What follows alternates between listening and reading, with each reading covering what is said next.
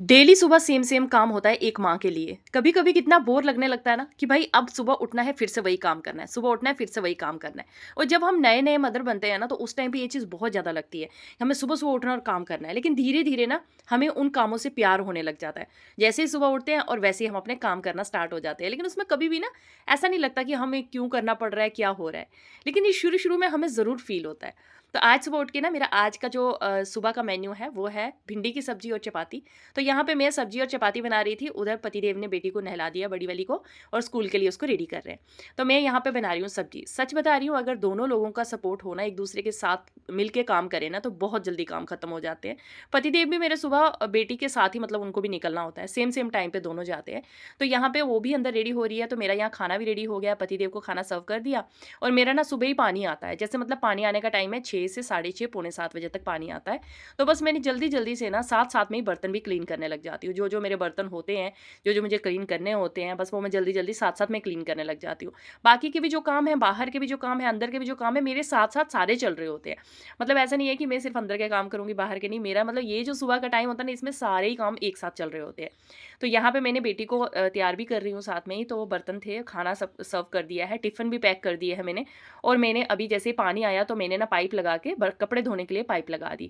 अब देखो पाइप लेके ना मुझे यहाँ बाहर तक आना पड़ता है और वॉशिंग मशीन मेरी यहाँ बाहर लगी हुई है।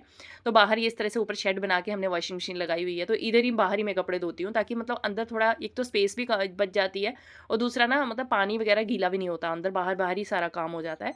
तो काफ़ी कंबल, चादरें वगैरह काफ़ी ज़्यादा हो गए हैं, तो मैं अभी धीरे-धीरे करके सारे सर्दियों के कपड़े धोती जा रही हूँ। तो अभी कुशाग्री भी रेडी हो गई थी, यूनिफ़ॉर्म वो खुद ही पहन लेती है, लेकिन फिर मैंने उसको जो एक्स्ट्रा है वो सब किया, तब तक मेरी जो पाइप है ना वो बीच से खुल गई।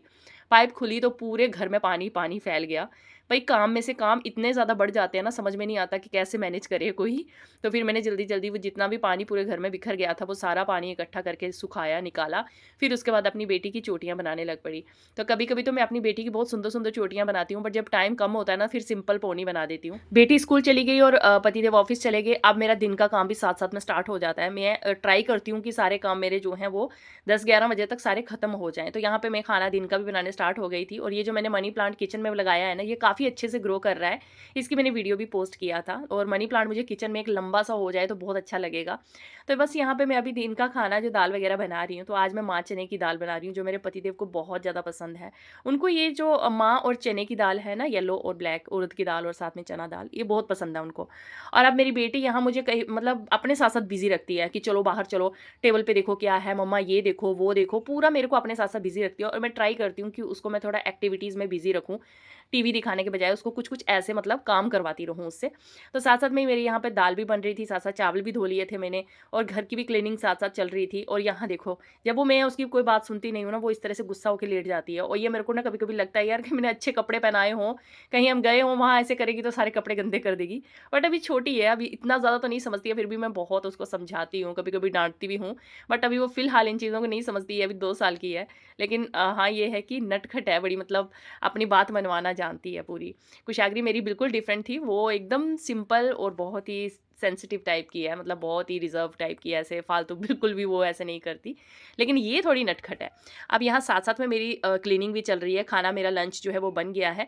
माँ चने की दाल, धनिया डाल के लास्ट में मैंने इसको अच्छे से बना दिया है, चावल बनने रख दिए थे। सुबह के धोए हुए सारे कपड़े सूख गए हैं, तो मैंने सोचा चलिए इनको जल्दी-जल्दी फ़ोल्ड कर दूँ। अब कपड़े जैसे सूखते हैं ना, मैं साथ-साथ में ही फ़ोल्ड करके रखती जाती हूँ। अगर आप चीज़ों को एक जगह रख दोगे ना, तो फिर तो मैं भूल ही जाती हूँ। ये फिर इतना काम हो जाएगा, इतना काम हो जाएगा और मेरा ऐसा है कि मैं साथ-साथ सारे काम फिनिश करती रहती हूँ।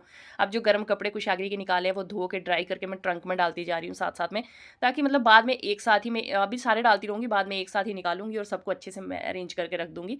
और यहाँ पे कुछ कपड़े हैं जो कुशाग्री के स्कूल के कोट वगैरह, तो वो मैं हाथों से ही धोती हूँ, क्योंकि मशीन में ना कपड़ों की बर्बादी हो जाती है। जो हैवी जो महँगे वाले कपड़े होते हैं, वो सब खराब हो जाते हैं, तो मैं ट्राई करती हूँ उनको हाथों से ही धोने की।